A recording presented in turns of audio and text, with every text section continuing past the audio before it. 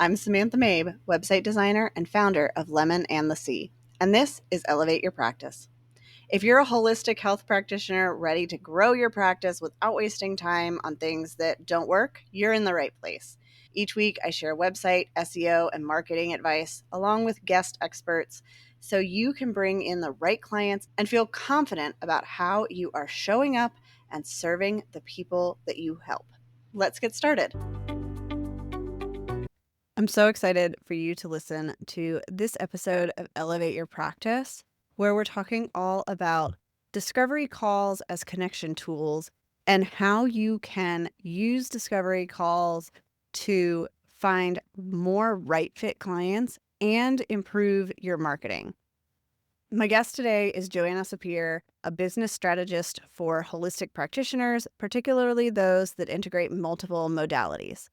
Her special ability is in helping practitioners set up repeatable systems and processes in their businesses to serve their clients more powerfully, enroll committed long-term clients, and create steady income and cash flow. She has been a teacher and trainer for more than 20 years, from the classroom to the gym floor, and now to wellness practices across the world.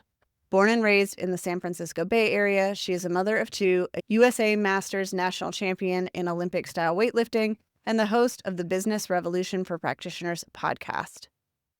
Thanks so much for joining me, Joanna. Can you tell us a little bit about your business journey and how you got to what you're doing today?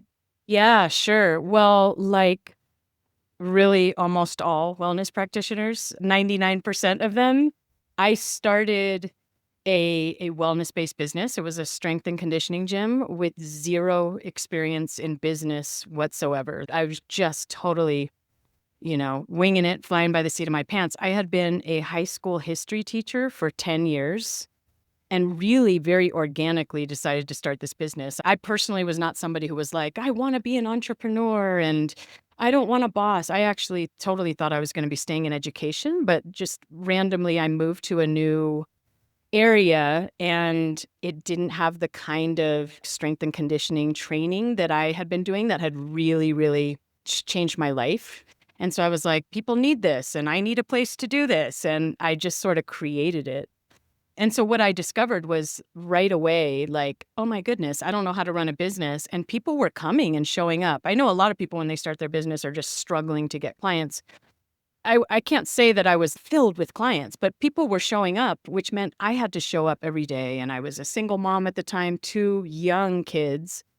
And I had to show up like in the mornings and in the evenings, exactly when I wanted to be home with my kids to run this business. And it was just me. And I very quickly realized, like, oh my God, I don't know how to do this. I know how to show up for the clients on the gym floor. I know how to teach them how to move better. I know all that. I don't know what I'm doing otherwise. And I looked around and went, other people have figured this out. This is figure outable, right? People have businesses that are sustainable, and this one wasn't at that point. So I kind of set out on a mission to learn the business side of things. And in my case, anyway, I fell in love with it. That's what I hope to pass on to other people. I really fell in love with setting up systems in my business to make it run sustainably and profitably. And so I built that gym to be profitable and sustainable and eventually to run without me, which was amazing. Other practitioners started asking me for business help.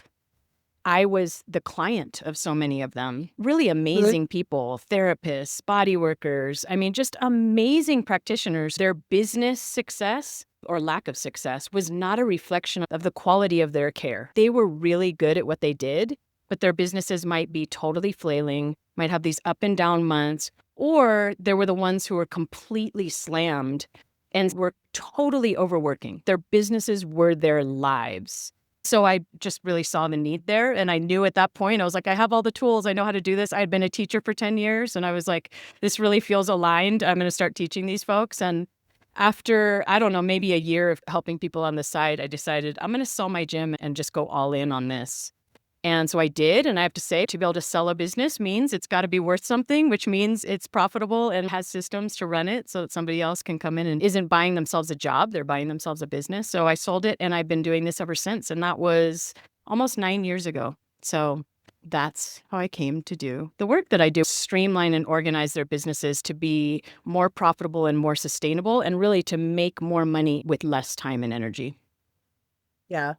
I came to working with wellness providers in a similar way in that I had worked with so many of them and I had seen the value of their work, but I was also like, your marketing is just not there. Your website looks like it was built 15 years ago. And even my mom is like, yeah, my chiropractor's website is terrible. And I'm like, okay, if those people are noticing, then we need to do something a little bit different. And I think of it as my job is to help those people get in front of clients that they can really help. So I'm helping spread all of this without actually seeing patients, but Exactly. I absolutely love it because I know the value of that work. Just echoing what you said, it's a real ripple effect going on, helping people who really can help others transform their lives have a larger impact, help more people transform their lives. Today we're kind of focusing on discovery calls, and you teach this in a way I really liked because a lot of times we follow online business owners who a discovery call is a sales call and they're just like pushy and they want you in because they want to make money. And that doesn't feel aligned for the types of people we work with. You teach it as they're not sales calls, they're more of connection points. And I'd love if you could explain what that shift looks like in practice for people who haven't really seen it that way. Yeah. I think a number of your people in your audience are brick and mortar in-person practices, Mhm. right? Same for me. Probably a little over half of the businesses that work with me are in-person brick and mortar. So that term discovery call is pretty unusual, I'd say, in like a local business brick and mortar space. I tend to just call it consultation as the general catch-all, but I will just say that whoever uses this method, which is all my clients, they name that consultation based on their business and who their clients are. So there can be many different names for it. But in the case of in-person local hands-on businesses, this is an actual in-person consultation. So let me just back up a minute and say that switch you're talking about. So this is in business speak what we call a sales process or a sales Yeah. system. And that word sales just usually sends people running like, I'm terrible at sales. You'll hear that, right? But I think it's important to start by understanding this is how you get clients. One of the most important parts of your businesses is how you get clients, right? And so many people think that marketing is how you get clients. You help people with their marketing, right? And you probably see this because I have lots of marketer friends in this space who are like, yeah, I know how to bring people leads. What I do brings people leads. But when they don't have a sales process or sales system, that's out of my control. They need to have that. So sales is how you take somebody who has found you and noticed you and is interested in you and how you walk them down the path to actually becoming a client. And the way so many practitioners do it, I mean, one is people think that they're systematizing and automating when they put booking pages on their website. So that's probably these days the most common thing. If you don't mind, Samantha, I'm going to talk a lot about why I consider that an issue or why that's a problem, because it sounds very efficient, right? Of course, people can book online. So I'll come back to that. But that's one way. And then other ways are like people have a contact form.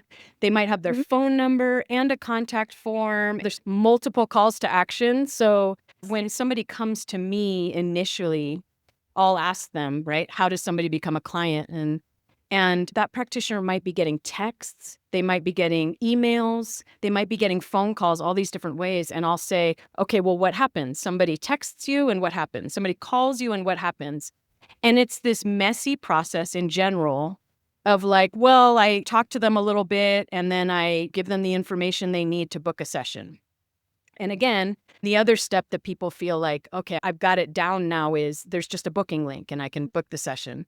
I know that's super standard in wellness practices. My stance is that as a wellness practitioner, ideally, you want to work with the people that you love working with, that you're really able to help, and that therefore see the best results from your services. That's not everyone. And this is the hard pill to swallow for so many practitioners because we come out of our schooling, whatever it is, acupuncture, massage therapy, whatever it is.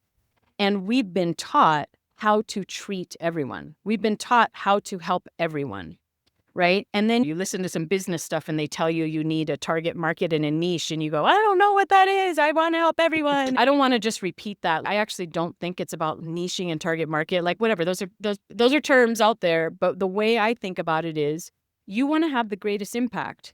There are people you have worked with. Anybody who's a practitioner who has worked for any number of years has had clients that were challenging clients, maybe personality-wise, maybe their health condition. They've had people who dropped off and just like should have kept coming but didn't, so they didn't see results. There's a reason behind all of that. And you want to identify that. You want to identify what makes the people who have been not great clients, and what makes the people who have been my favorite clients, my favorite clients. And the favorites are always, as I said, the people that you've really enjoyed and that see the best results. They've been the most committed, and therefore they see these results. And they also had specific problems that you were able to address. When you have a sales process that just opens your doors to anyone, you are going to be spending time with people who you may not enjoy, but more important than that, who you may not really be able to help. And so first and foremost, you want to be able to filter people so that when somebody, for example, has a specific health problem that you know is out of your wheelhouse, yeah, you could do a bunch of research and try. And yes, you were taught to do that. I get that. But wouldn't it be so much better for them and for you and for someone else if you kindly referred them to a practitioner you know that is exactly the person that can help them? And so we want some kind of filters in place instead of people just being able to book a session. Somebody is able to just book a session and get in online with no filter.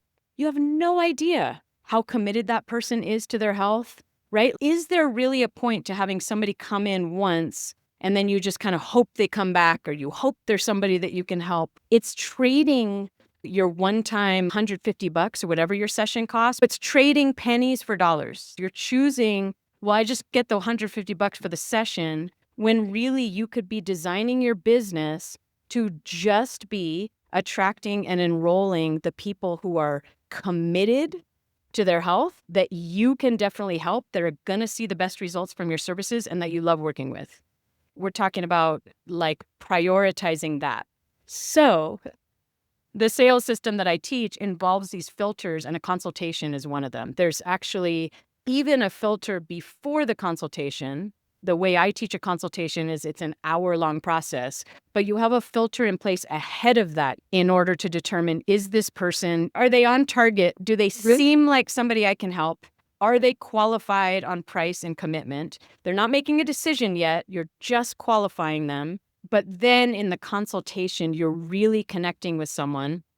Something you didn't mention that is a real key in what I believe and have helped so many practitioners do is that in this consultation, you're not signing somebody up for a session. You're enrolling them in a whole program or treatment plan that's actually going to get them the results they want. You're spending an hour with somebody to really assess their needs, lay out their needs and what their program or treatment plan would look like, and inviting them to commit to that.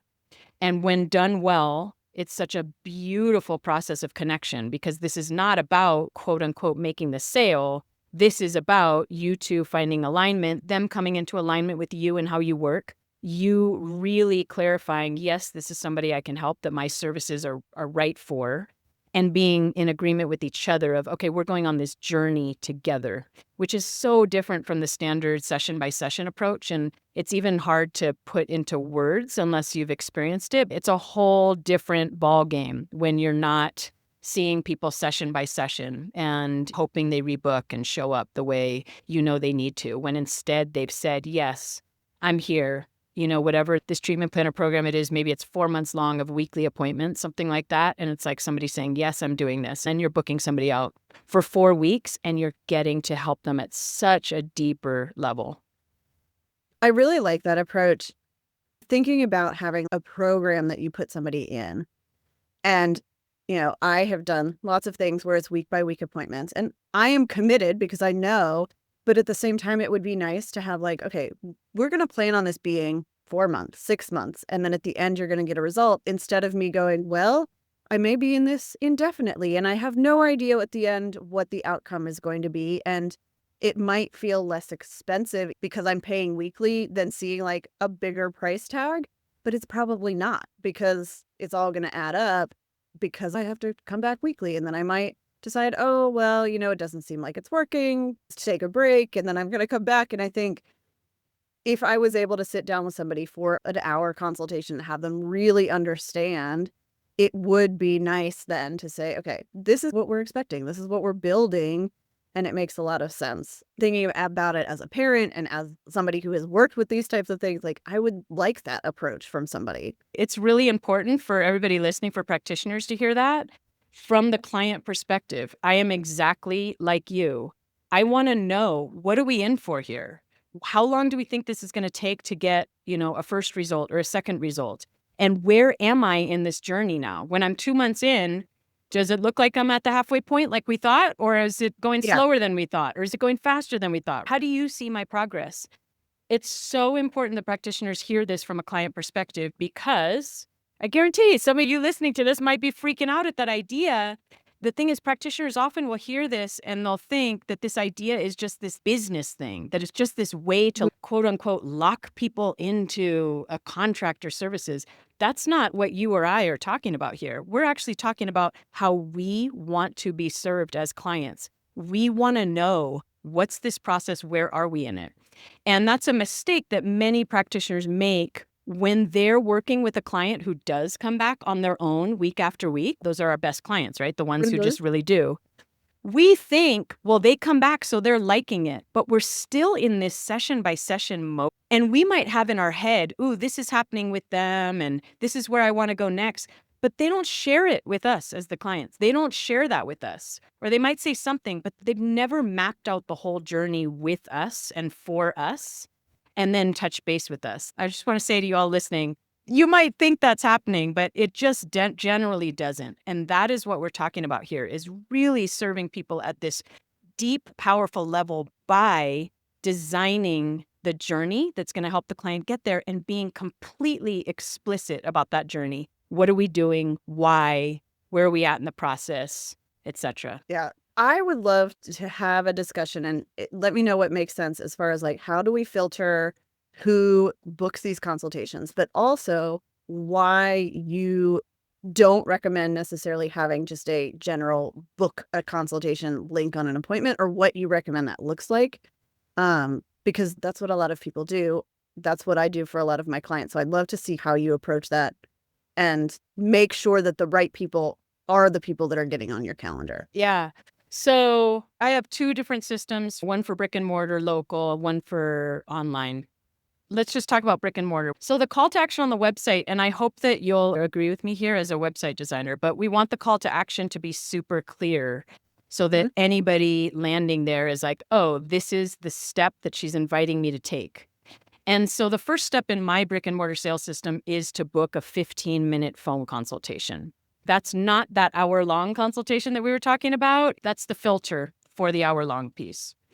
And when you were saying how many people have a book a consultation link on their website, what I see, and probably what you're talking about, is they have a booking page that has a variety of appointments available, and book a consultation is just one of them. But also the person landing there, the prospective client, can book any number of sessions. And so that defeats the purpose of a clear invitation. What's the one thing we want to do? So I'll have people who learn that this is part of the system I teach, and they'll come and they say, I have a book a consultation link, but most people just book a session anyway because they're coming by referral or whatever. The thing about this sales process is, what I say about it is, you want everyone to go through this sales process. Even if your mother wants to work with you, your cousin wants to work with you, your brother wants to work with you, they go through the same sales process, because it's not about making the sale. It's not actually about the money and whether they're going to say yes. It is about bringing them into alignment and educating them and getting their full buy-in on what they need and the commitment to it. We want everyone to be booking a consultation. It does not matter if they're a referral who says, Samantha referred you and says you're great, I want to book a session. You say, great, let's book a 15-minute phone consultation to make sure that I can help you. And if I can, then I'll invite you in for an assessment. That's, again, one of the things that happens in the hour long. You're filtering them, maybe even more than they're filtering you. You are determining, is this one of my people? Is this somebody I can help and want to work with and that I think will see the best results from my services? So that 15-minute phone consultation, we want that to be the only option there. That's number one. So that is open to everyone. That is automated. So they end up in your system. They schedule that. Just to get into details here for brick and mortar folks, this is replacing people calling the office. And so we want those 15-minute phone call appointments to be available every day that your office is open. So you should have a few slots open every day. Maybe there's an hour of time, like 30 minutes here and 30 minutes. That's space for 4 calls. But we want somebody who is looking right now. The local folks are the ones who are like, I'm in pain, I need an acupuncturist right now. We want them to be able to book right away. And so you just leave that available only the next 3 days and all those slots. So they book that. And the phone consultation is essentially a pre-qualifying phone call where you have a straight up script. And my instructions around it are read the script every time, because otherwise people just go off the rails and they end up in these long conversations with people. The important thing here is there's no sale being made here. All you're doing is determining, is this person in my wheelhouse? And if they are, then you ask them qualifying questions. So you start by asking them, what's going on with you? Why are you reaching out? Tell me a little bit more about that. Whatever questions that you need, 3 to 5 maximum, to determine this sounds like somebody that I can help. And if it's not, or it's even borderline, you right away say, I don't think I'm the best practitioner to work with you, but I know somebody who I think would be great. Or I don't work with folks with, pelvic floor dysfunction, but I have 2 practitioners who I really recommend exactly for that. And so you refer them, boom, that's in 5 minutes. If they do seem to be one of your people, you say, great, sounds like maybe I can help you. So let me tell you about how my services work. The first thing I do is invite you in for a free assessment and consultation. Again, there's all different kinds of names for it, but it does involve an actual assessment on your part because you are determining what is their treatment plan to lay out for them. So you're just explaining to them, this is what I do, this is how it works. Are you willing to do that? You're asking consent-based questions the whole time. And then you get to, if you came in and we had a fit and you were to decide to work with me, this is how much it costs. Is that in your budget? Just straight yes or no question, asking directly. That's a qualifying question for price. And you do the same thing for any other qualifiers you need. If, for example, time commitment has been an issue in the past, let's say you really need people to do their homework, their exercises, 5 to 10 minutes a day. That's something you can qualify them on. If we were to work together, I would be asking you to do 10 minutes of special exercises that I give you every day. Are you able to commit 10 minutes? It sounds easy, but it can be hard for people to fit that in. And of course, pretty much everyone's going to say yes, but by them saying yes, they have just committed. Right? This is what I mean about bringing people into alignment. And so it's such an important part of the process. So anyway, if they qualify, that's when you invite them in for the in-person assessment. And I'll just note, I had an interview yesterday on another podcast with an acupuncturist, and she was like, I just know that when I hear this, my hairs stand on end, and I know that so many people will, that like, why does this have to be for free? I don't want to spend more time now doing this for free. Right. And here's the thing, that's back to that trading pennies for dollars. You're trading the $150 session for like a $3,000, $4,000, $5,000 program.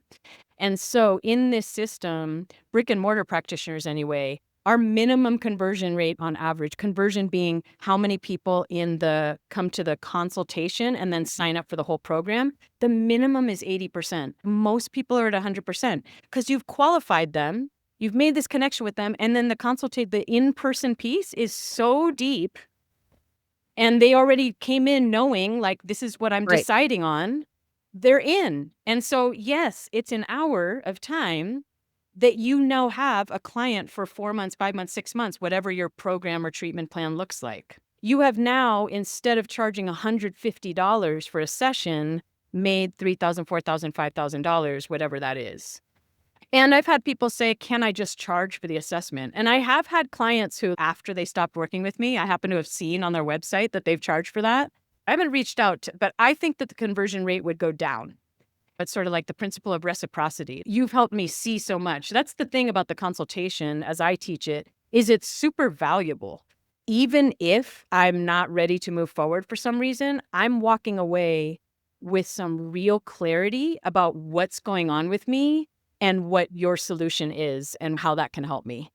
And that's what so many people who are struggling with all different kinds of health problems don't have. Right? So many people have tried a bunch of different things. Right now, I got some funky thing going on with my hip. To be able to go to somebody and for them to do an assessment and be like, here's what's going on. Here's what I can see is going on. And here's what I think that the treatment would involve that would help you. That's such a peace of mind right there. So they're getting that no matter what. But anyway, close rate, like I said, minimum 80% and very often 100%. So that's the sales process. I really like that. So I always tell people your call to action on your website should be a consultation or phone, whatever that 15 minutes is going to be. But a lot of times the link that they will try to send people to does have, okay, well, here's a consultation, but you can also choose a 60-minute session or a 90-minute. That doesn't work. It just doesn't work. It doesn't. It's too many decisions. They don't know what to choose. Exactly. And I think that's just the way the systems are set up. It's harder to get to like that single link. Yeah, there is a way. All the scheduling systems should have the option to create a separate booking page. That's what they usually call it. So you should have a separate booking page, and your schedule session links should only be for existing clients. And if you're Yes. following my system, people aren't booking and paying for a session because they paid for their whole program. And so there's not even a price attached to that. That's just a back-end hidden thing that shouldn't be for the public. Whatever scheduling system you have should have the option to make a Yes. separate booking page. I guess a lot of people don't realize that. I'll just also note when you're talking about they get to a page and there's all these appointment types. One of the worst things is when practitioners might offer different modalities and they're having different appointments for the different modalities. To me, it's just totally counter to everything I'm talking about, because what I'm talking about is people are coming to you as the expert you are to tell them what they need. And when you're giving me as the client the choice, I don't know what I need. I don't know if it's this kind of appointment or this kind of service. Now I have to go read about it and go like, I don't know which one's right for me. And now you've lost me. So in the programmatic approach, you are not separating your modalities. You're putting it all together to give the client what they need to get the results.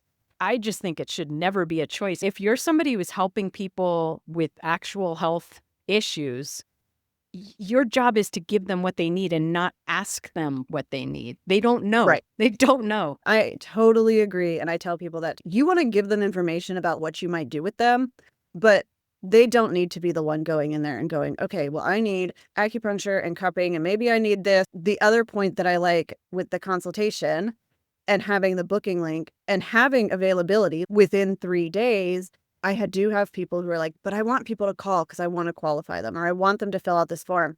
Somebody who is scrolling on their phone at 11 p.m., if they can't book, you've lost somebody, because they're not going to remember. They're not going to come back and try to call you tomorrow morning. If you can just get them on your calendar for tomorrow or a few days out for 15 minutes, it's a lot easier. Get them on the calendar and then you're qualifying them. And so I'll just mention that's how the online version works as well. If anybody books a discovery call, as mine is called, you see it, you book the call, you schedule it first, and then we have an application. Do you know what I mean? Let's get you in. You got it. Cool. Now you fill out the form. You went over like what that discovery call looks like. Can you talk a little bit about what the actual consultation would look like, what's involved, and then how you make sure you're getting the information for that client and what you're going to do with that? Yeah, totally. So my process has like 10 steps. I won't go through them all, but generally speaking, it's about an hour. The first half hour is actually what I call interview and assess. Let me just back up and say one of the earliest steps is to be super transparent And so I just call it establish expectations. So many people listening are probably familiar with buzzwords of trauma and nervous system regulation and so on, but it really, really gives people a sense of safety to clarify what are we doing here and how is this going to go? This is the container we're in. We have an hour together. This is what we're going to be doing. I'm going to ask you several questions to understand what's going on with you. I'm going to do a physical assessment if that's something you do to see for myself. And then if I can help you, I'm going to lay out what I think is the treatment plan or the program that would help you. And then I'll ask you to decide whether you want to do that or not. And you can ask me any questions you have in order to decide whether you want to do that or not. How does that sound? And now we're in agreement of what we're doing. So the first half hour is the assessment process, and much of it is an interview. If it's online, it's all an interview, right? But you're collecting whatever data you need. In person, my hands-on practitioners, they start with the interview part, and then they might say, okay, it's time to get on the table. They might be feeling soft tissue. They might be watching somebody's gait, whatever their assessments are, in order to determine what they see as the treatment plan. The way I work with people, we don't do bespoke treatment plans for every single person. What we're trying to do is really systematize our services. So we have already created a standardized program within which different people can move. Can do some customization because these are generally one-on-one services. So obviously when somebody is in a session, you're customizing it for them, but it is the same general process for everyone that you've designed. And you're able to design that and systematize that because you've identified who your ideal people are, right? And so this makes it like repeatable and easy, and it allows you to build systems around those services as well. So when you're doing the assessment, you're making sure, is this program that I've designed, is this person a fit for that, right? Is what I am offering going to get them the results? And when it is, you lay out for them. You're essentially showing them what are they missing that you provide. And you're just laying out. Can I tell you what I see is going on? I see this is happening with your hip, and what you need is da da da da. I understand that you're experiencing this, or you're feeling this, or you have high anxiety around this, and you've tried these things, or you're trying these things. It's elevated here. Here's what I see is going on, and here's what I recommend for you. And so kind of laying that out. Then the program itself is very clear right there. It's like, oh, okay. She just named my problems, explained them to me from her perspective in this work, and told me what I need that she can help me with. And then you just turn it over to them. So like, here's what that program would look like. If you want to work with me, what questions do you have? It really is that simple. Like I said, we have 10 steps that are really like boom, boom, boom, boom. The whole way you're asking consent and making sure, like, do you want to hear about this? Do you have any questions about this? I can't tell you the number of times where people who go through my program and get to the part where they learn consultations, because we learn of a lot of other stuff too. But when they get to this part, they're very excited by it because it gives them finally a format and a structure that feels really good. And then when they start doing them, they start posting in our online community. Oh my goodness, it was so connective. It's so meaningful. It was so amazing. And what my practitioner clients most often say is, wow, I mean, they really just want to be seen and heard. And this process does that. It's so powerful in that way. And I'll also just note, we're talking about going deep because when you're building websites, you probably ask folks like, tell me about the pains and the problems of your ideal clients. And because of clinical training, what I find is that so many practitioners think that they do such deep work with people, but when they try to describe the pains and problems of their clients, it's still at a completely clinical level. It's like, well, their shoulder hurts, or they'll describe what's wrong with the shoulder. That's not what we're really talking about. What impact is that having on this person? Why does it matter to them? What is that doing? Sure, their goals are to be pain-free, but why? What does that mean to them? What can't they do because of their shoulder? What is it doing to them mentally, emotionally? What would that change mean? And that's the kind of stuff that you get in a well-done consultation. So you're not just going, oh, great, shoulder pain. I assess the shoulder pain and I treat the shoulder pain. It's looking at the whole person. The example I like to give is I'm a competitive athlete. And so for me, when I'm hurt, it messes with my whole identity. I have this whole identity as this strong woman, you know? And to be limited in that way, it's a total ego thing. I don't mean that in a bad way. I just mean like in reality, if I have formed an important piece of my identity around this, it is shaking that up. There's a lot of depth to go into about that. It's not just the physical issue. It's like, oh my goodness, this is preventing me from doing this thing that helps give meaning to my life and is a Yes. part of my identity. And you want to ask questions as a practitioner to really understand, how does this person describe that? How is it to them? So it's just a Right. lot deeper than a lot of folks go. Yeah. And that hour gives you a lot of that time, and then you can use that in your marketing and in how you 100%. talk to people. 100%. I had a similar example where I've struggled with anxiety for so long, and I had a friend who finally was like, "Oh, finally did this thing, and now I can enjoy being with my kids instead of just feeling like I want to go and hide in my bedroom." And I was like, "That is what I want. Yes, I want to feel less anxious, but I want to enjoy my child." Yes. And I think those are the things that you get, and then you can use those on your website, in your other marketing, because that is really speaking to those people that you get it, and you're connecting with them on a human level, which we need more and more of as AI and technology has changed. Yes.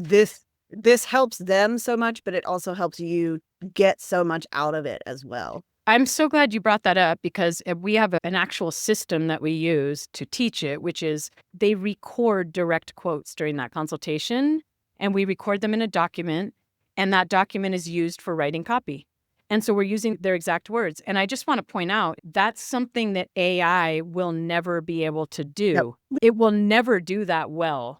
Say the words that that client in front of you just said and how they said it. So many times, as you know, when we go to write something for marketing, it's an email to our list or a social media post or something for the website.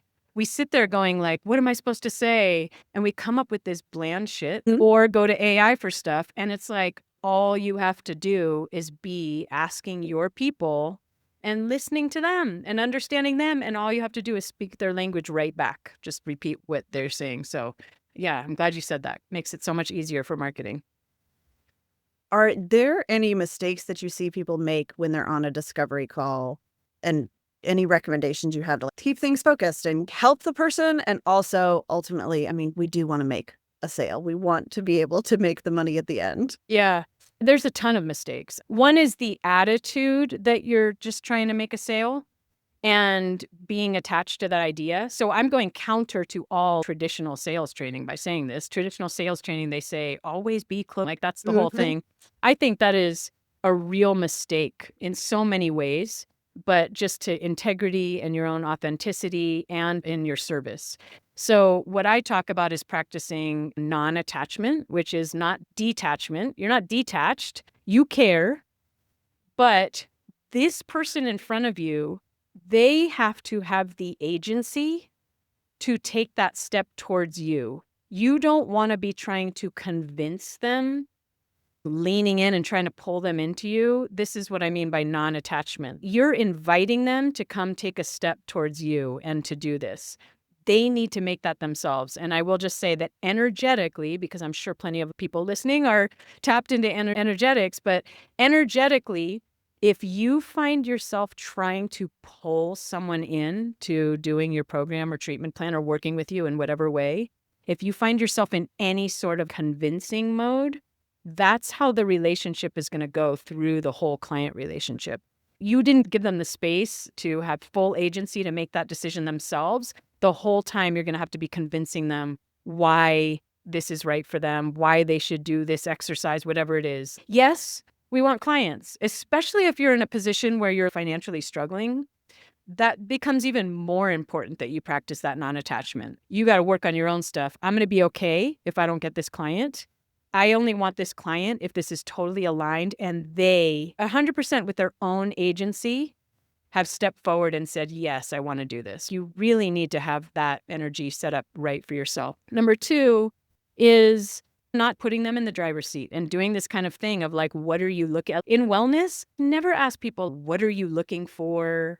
What do you want? What do you need? How can I help you? Those sound like such standard customer service type questions in a service-based business, but that is not what people are reaching out to you for. When I reach out to a wellness practitioner and they say, what is it you need or how can I help you? My answer is, I don't know. You've already lost me. That's just wrong question. What you want to be asking people is, what's going on with you? Why are you reaching out? What's happened? What have you tried? You're assessing. Just like I said, you're assessing. So this is not about getting them to like you. This is you determining, can I help this person? And if I can, laying that out for them and giving them the agency, allowing them to take full responsibility for their choice in the matter. The third thing would be still along the lines of those is thinking you have to pitch. You don't need to pitch anything here. When you've assessed them, and then what I call it is state the problems and share the solution. When you do that, when you state the problems as you see them, here's what I see is going on and what's actually at the root cause of this, what I think is going on and what the solution would be. That is your program. You don't need to be like, and now my 3-month program is called this, and you get this and this and this and this and this, and you get this, and it costs this much. You don't have to do any kind of pitching like that. That open question period that I mentioned, like, okay, so now what questions do you have for me in order to decide whether you'd like to move forward? All of their questions will come out. You just answer their questions. So I would just say it's not a pitch, and don't think that you have to pitch. And I think this probably feels like it's a shift from what people are used to seeing, especially if they've learned anything from the online gurus. But it feels so much more aligned of like, yeah, I really do just want to help people. And so this is a way I can do that without being salesy and having to worry about just pushing people. And that works so much better for people in wellness because their heart is to solve these problems for people. Yeah, totally. Awesome. I'd love for you to share about the masterclass and where the best place for people to connect with you is. I'd say the best place is to go to my website, and that's joannasapir.com. I'm sure you'll have a link there. There are a number of freebies available on the website. And of course, the main call to action is to schedule a discovery call. If that's something you're interested in doing, I haven't mentioned that the way I work with most people is through what's called the Profitable Practitioner Academy. And so you can read all about that on my website for anybody who's interested. I also have a podcast, The Business Revolution for Practitioners. It's very irregular, but there's a lot of content still sitting there that you can binge on. And then I think most of all, I'd love to invite people, if you're listening and you're interested in understanding how all these pieces fit together, I have this masterclass where I teach my whole framework for how to build your wellness practice to bring in $10,000 to $30,000 per month with less time and effort. And it's called the Client Champion Formula Masterclass. And I will leave that link with you, Samantha. I will put that in the show notes so people can check it out. Thank you so much for coming on and sharing. This is such a good conversation, and I'm really excited for people to kind of shift their mindset around discovery calls and sales. Yeah, great. Thank you for having me.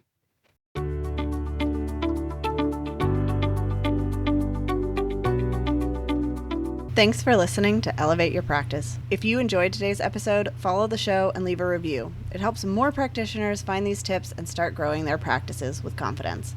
And don't forget to check out the show notes for links and resources from today's episodes. I'll be back next week with more strategies to help you build a thriving practice.